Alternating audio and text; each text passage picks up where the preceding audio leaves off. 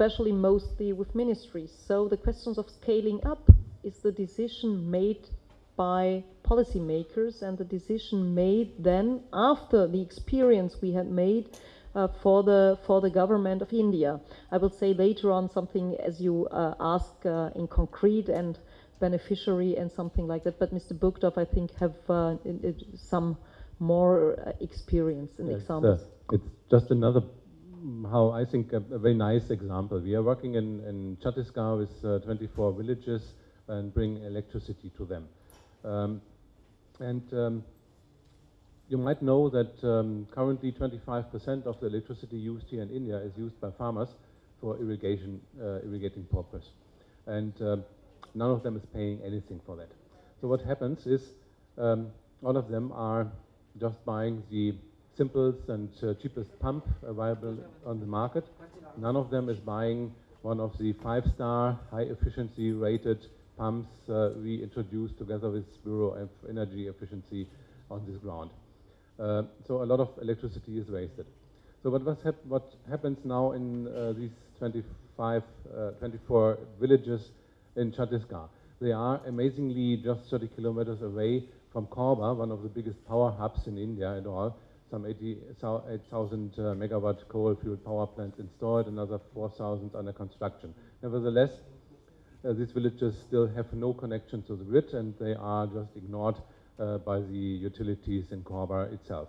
So we worked with them, installed biofuel-based gensets on the ground, and now they have electricity. We trained them to deal with this. We installed, together with villages, village electrification committees, so they decided upon the price, what they are willingly paying for the electricity. And this is around about 15 rupees per kilowatt hour, so 3 times and sometimes more than people are paying here in Delhi. They are doing this willingly. Everybody tells us from the policy here in India, nobody can afford even 6 or 7 rupees for a kilowatt hour. Those people are paying 15 rupees, and they know why they are paying this. So, and then we have the side effects. Now the farmers there in these villages are as well looking for irrigation. They never had it before because no electricity was there, and diesel as well is not available. So what they did is, very obviously, they bought the 5-star pumps, they bought the efficient ones, and not only that, they as well installed drip irrigation. So they used every single drip of water which they pumped and reduced the amount of electricity to amazingly low level. While all the farmers which get the free electricity just spoil the water as well. They do not care how much water they would use. They just switch their pump on, never switch it off because they never know when the electricity comes. So in the end, the pump is running and running and running, and the water is running and running as well. Nothing of this is happening in our 25 villages in Chhattisgarh. There is still, of course, a gap. We installed these gensets there, and we are supporting the people. So what is still left and has to be done is to find a concept to make this an attractive business for companies to invest in these villages and to install the gensets by themselves. We have, again, our partners from KfW Development Bank with money available to support this, but the seed money, the private equity is still missing. So, and this is why we have still to work on. But we have a lot of side effects where the change is there and the people are stepping from having nothing on electricity to a very, very, very efficient use, what they can make of this. Thank you. So you asked about my experience as minister. I don't forget it. And I will say there are also a lot of examples in Germany where we don't use the efficient, the most efficient technology. And we also have to discuss, and I will say it as a Ministry of at the federal level. And as I understand the political system in India right now, the last 4 days, I have the feeling that there are some kind of the same responsibilities on the federal level and on the other hand on the national level, and especially the all questions of implementing things are on the federal. Most of the implementing are on the state level. State level, yeah. Yes, and the state level. So, and in my case, we also have to discuss a lot of times how to give incentives to the people to do the right thing, to learn that it's better to do the things. And going on with this, then you can think about doing it as a legal framework. I was a ministry bringing in a Renewable Heating Act. It was a legal framework, nowhere in Germany else, only in the state of Baden-Württemberg. It was not that the people like it very much, because they had to use renewable energies if they buy a new heating or buy a new heating. So sometimes at the beginning we do incentives for them to say, okay, if I need a new heating, then I use renewables and I get some subsidies. After we saw that there is a barrier, we said, okay, now we do a legal framework. And then at the national level, you get a framework like this, not exactly like in Baden-Württemberg, but there I think you always have to think about what's the right thing. At the first, starting with incentives, hope that most of the people see that this is the right thing to do, and then you not have to look after legal framework. But sometimes you have to do a legal framework and say, now you have to use special things, especially of efficiency. So I think there we have done a lot of experience also in Germany, and I will say it's not as we are doing all things right, and people all use the very efficient water pumps, the very efficient lights, the very efficient refrigerators, and so on and so forth. But we're starting the debate, and then we try to decide step by step if there is legal framework needed, if there is a legal framework on the European level needed, or so on and so forth. And this is how we try to discuss it, and how we try to, I will say, bring it to an upscale. But there are also in Germany very intense debates about this. On one hand, if you have the international level, then you go on a very high macro perspective to come to a common understanding. But then you have to break it down to the special issues of each country, and sometimes to the very special thing of the local level. And after being on the local level, you have to bring it back on the national level, and then maybe on in the debates of the international level. Thank you. There's a question back there.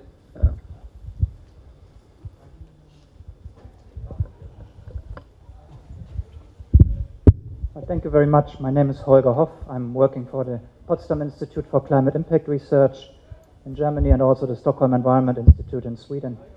When listening to the discussion and looking at the title, a question popped up in my mind that I would like to pose to you, related to bilateral cooperation for sustainable development, and that is whether there's a role also for this bilateral cooperation in promoting sustainability standards related to trade. And I will try to explain by two quick examples what I mean by that. One is related to electronic waste, and the other one is related to agricultural water management. And they're going the opposite ways. The electronic waste is going from Europe southward towards South Asia, and the water is going in the form of virtual water with agricultural products the other way. And in both cases, there are potentially negative environmental impacts that come with the trade. On the electronic waste side, it's the fact that the standards, the environmental standards are not the same everywhere. That's why the trade is taking that direction. And in the case of virtual water, it's sometimes related to overexploitation of the water in the producing regions. And we've had discussions with various institutions, WTO and UNCTAD and OECD representatives, and none of them tackles that really. There may be ways. We've discussed something like labels, for example, as you have for forest products. You could have them possibly also for water-related sustainable agricultural products, but it doesn't happen. It doesn't seem to be feasible in the multilateral environmental agreements. So I'm wondering whether there's a role for such a bilateral cooperation to tackle the issue between countries. Thank you. So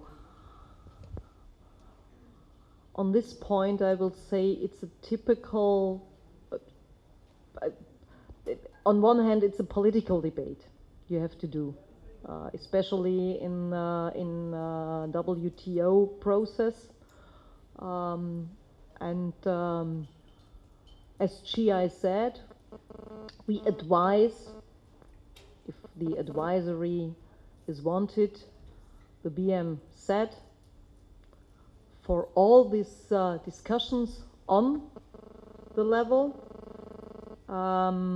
but we are not the organization doing these debates in all the rounds. It is not our role, and because of this, I think I can't answer more to this question, but maybe somebody will add something about this. But yeah, we have the discussions about of labeling.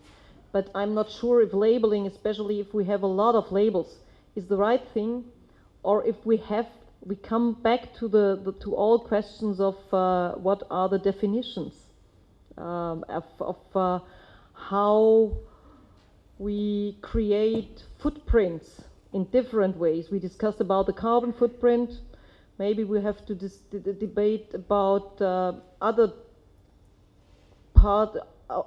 footprints, the water footprint or something like that. But I remember from my former discussions as minister, you always have problems to get the right definition of a sustainable footprint.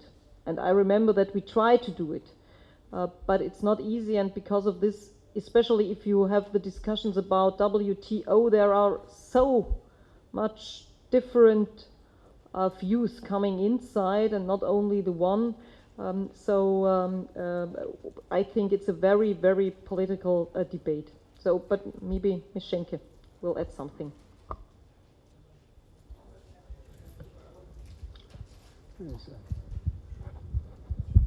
Well, thank you. My name is Sandra Schenke, and I'm working with GIZ in Germany, responsible for South Asia. And just to add on, this is a WTO issue, of course, and it's a very political also issue in the debate. But just to give you an example, we are already also working in the context of regional or sub-regional projects. For example, also with the ASEAN countries on similar issues. And we could also, whenever there is a political discussion on the global or international level going on, we could use our interventions that we have, or cooperation already also with the SAARC organization, where we are already working on trade issues, to think about how we can incorporate also advisory on the issue of sustainability standards whenever this comes up on the political agenda. And this is also true then to look at mechanisms when there should be standards developed on how to implement these on national levels. And this is where we come in when it comes to linking regional and national levels together. And this is where I think we can contribute quite a lot. But it remains a political issue at first hand. Sorry, but I have to say something. According to the Basel Convention, you're not allowed to export electronic waste from the north to the south. If it happens, then it happens illegally, and you cannot say now we have to involve WTO in order to get this regulated. It's just forbidden. You're not allowed to do it, first of all. Then the second one is, Mrs. Gönner mentioned our partner in Bangalore. He would be interested in importing electronic waste from Germany to dismantle it in Bangalore, but he's not allowed to do it. Legally, he's not allowed to do it. And that brings me to the point when it comes to the political level, and I'm sure in a couple of few years, there will be no illegal export anymore of electronic waste because of the resource prices you have to pay for your minerals. And this is interesting. Then we will get a new form of cooperation, we will get a new form of trade when it comes to the quantity of resources. And there I would appreciate also for India, and there we are working with, what kind of role can India play when it comes to electronic waste as a hub for South Asia? I would very much love that India says we are the hub for high-tech electronic waste recycling in India. It's not yet happening, but I hope in a couple of years it will happen, and I'm sure it will happen because the prices are just going up and you have no other choice.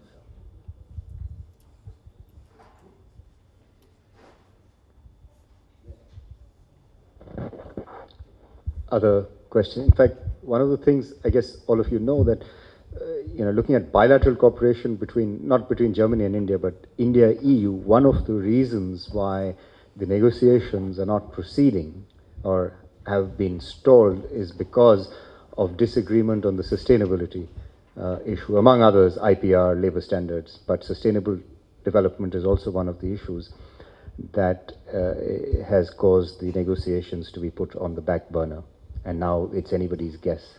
There are 3 or 4 crucial issues. Sustainable development happens to be one of them, labor standards and IPR, the other 2. Are there other questions? Yes, there's a lady back there. We've run out of time. It's so interesting, so we will continue if you're okay with that. Yeah. Thank you. I'm Sherry Siganpuri and I'm working for GIZ. My question is, my comment actually is based on the centrality of gender equality with regards to sustainable development, because of the paradigm shift of sustainable development where we're looking at people-centric development and how development focuses on that. And as we sit here in India talking about Indo-German cooperation and development, one of our neighbor countries, actually Indo-Sri Lankan GIZ is celebrating 60 years of India-Sri Lanka cooperation.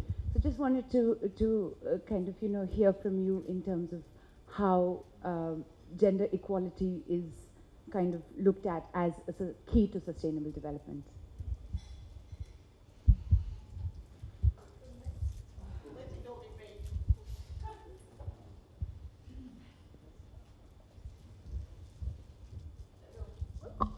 So it is the next political debate. Sorry to say that, but I think together the German government and especially BMZ is always looking for the gender aspects in a lot of projects we are working. But on the other hand, in all the projects we work together with partners. And we try to bring the question of gender equality into, but we are not always total successful like maybe we liked it. And so we can try to show that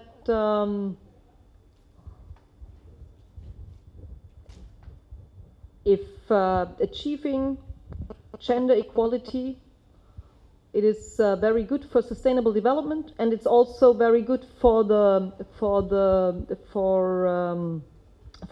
success of a society and the systems in the society. But we can give some ideas for discussions in a society, but we are not able to do the discussions in the society. It is a question